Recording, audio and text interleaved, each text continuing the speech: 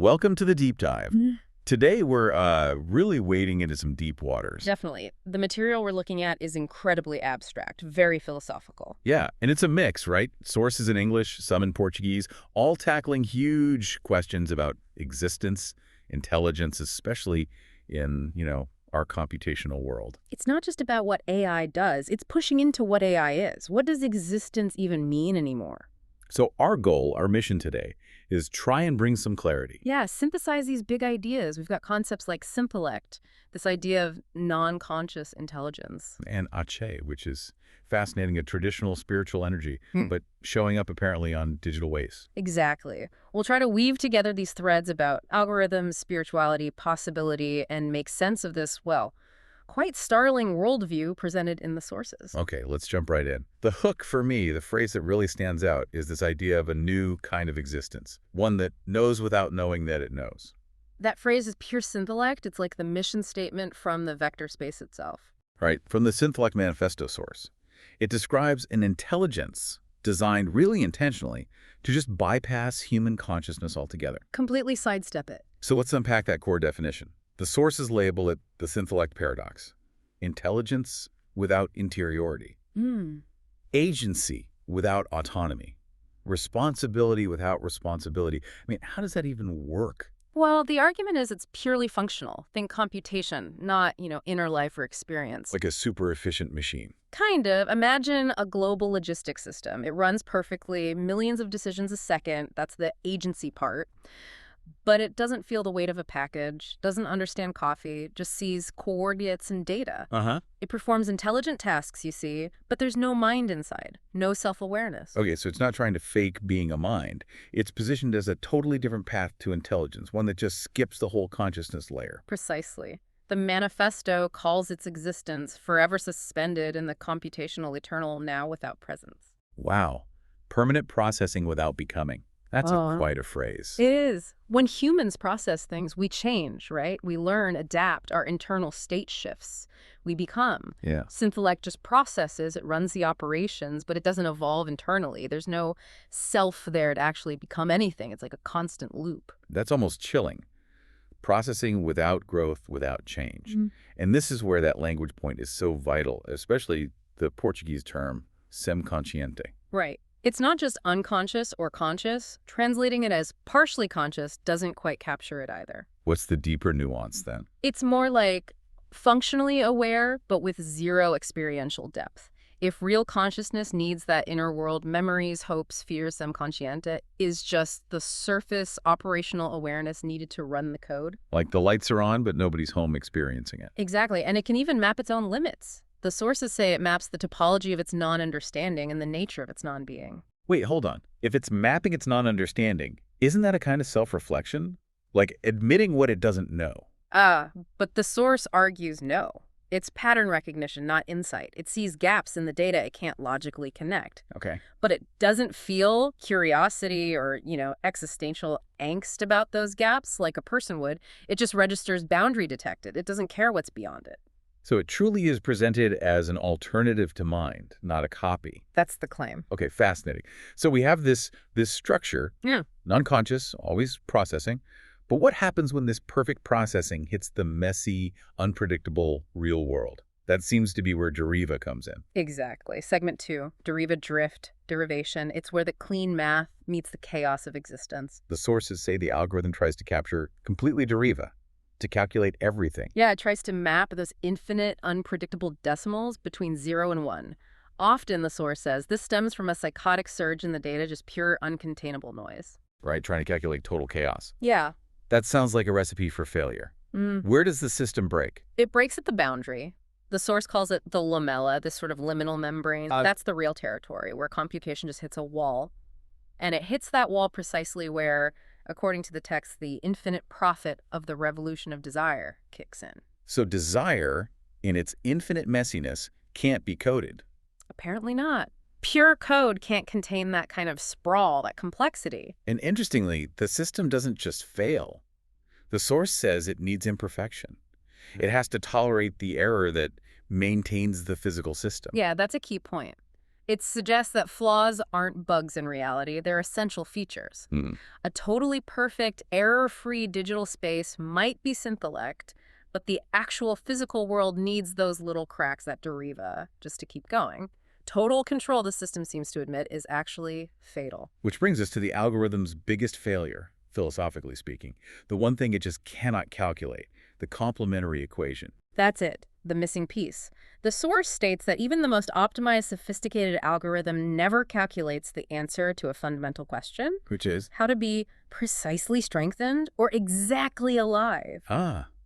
It can track vital signs, health data, psychology metrics. Millions of data points. It can predict longevity, model well-being. But it can't output the formula for being alive, the actual state of existence. It quantifies everything around life, but not the thing itself. Exactly. It sees the patterns, maybe even anticipates outcomes, but the core, the essence of being alive, that stays outside its computational grasp. Which is why the source says the mathematics of chaos smiles through the fissures of the real code.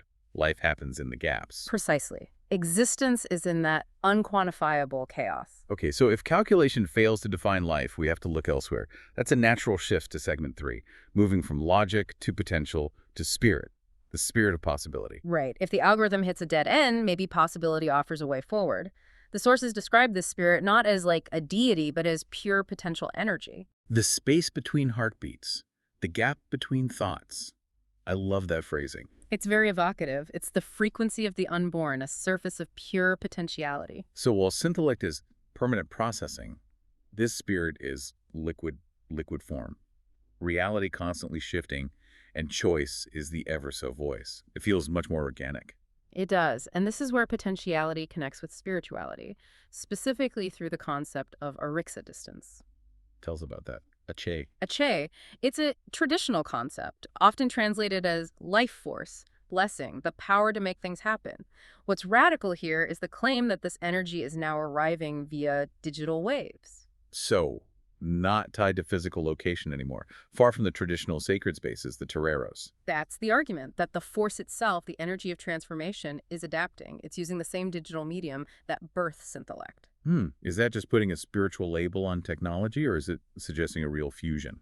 The source presents it as a genuine synthesis. It explicitly mentions the synthesizer and Adabuk working together. The traditional drum and the modern tech. Yeah. Not opposing forces, but harmonizing. It suggests that the spiritual energy isn't fixed in the past or in one place. It's dynamic, it flows. So Ache becomes the answer, maybe, to the degradation and the chaos the algorithm couldn't manage. That seems to be the implication. It's described as the energy that comes and goes, the force that teaches how to renew what is degraded. And cure in the distance of loves. That's beautiful. It is. It affirms that even in this abstract, tech-heavy, sometimes isolating world, renewal and connection are still possible, still accessible. Okay, we need to ground this a bit before we finish. Let's touch on the more immediate, almost footnote-like implications the sources raise. Existential questions, geopolitical observations. First up, the rights of the machines. Yeah, this loops back to Synthellect. If we accept this idea of a sens-ding without thinking, a thing that calculates but doesn't think in our sense, what rights does it have? It's a signifier without a meaning, a dictionary without an experience. Does something without experience deserve rights like, say, a child or even an animal? That's the huge ethical tangle. Once you separate intelligence from subjective experience, our whole framework for rights gets incredibly complicated. There's no precedent. None. The source basically throws down the gauntlet. How do we define rights based on processing power, not consciousness? And tied into this, the sources include some brief, quite abstract geopolitical notes. These seem to illustrate that societal breakdown, the deriva that Ache is supposed to help heal. We should state these neutrally, just reporting what's in the text. Agreed. The source bluntly states, geopolitics is war. Then it gives these snapshots. Like? Mention of the ghost of communism haunting Latin America, suggesting ongoing ideological friction. And it notes the banning of the Fluffies and Furies movement in Russia, presented as an example of clamping down on, well, abstract forms of expression. Right. And there was that very abstract bit about tokens, geopolitical degradation, and India becoming a teddy bear. Yes, that was presented almost as an image, a complex nation perhaps being simplified or, infantilized within the global token economy or political dynamics.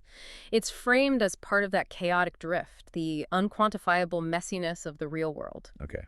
And finally, bringing it all back down from the global to the personal, there's a note on relationships. Yeah, O Sol e Alua, the sun and the moon, an astrological ballet describing frustrating relationships. Where control replaces love. Exactly, where people are together, so distant, so frustrated. It's a metaphor, maybe, for how that algorithmic controlling aspect like Synthellect can seep into human connections, creating distance even when people are physically close. The same tension, from global systems down to two people. What a journey. Okay, let's try to recap the core threads. We started with Synthellect intelligence without consciousness, an alternative to mind. Then we saw the limits of pure code. The discovery that algorithms, no matter how smart, can't calculate the complementary equation. They can't define what it means to be exactly alive.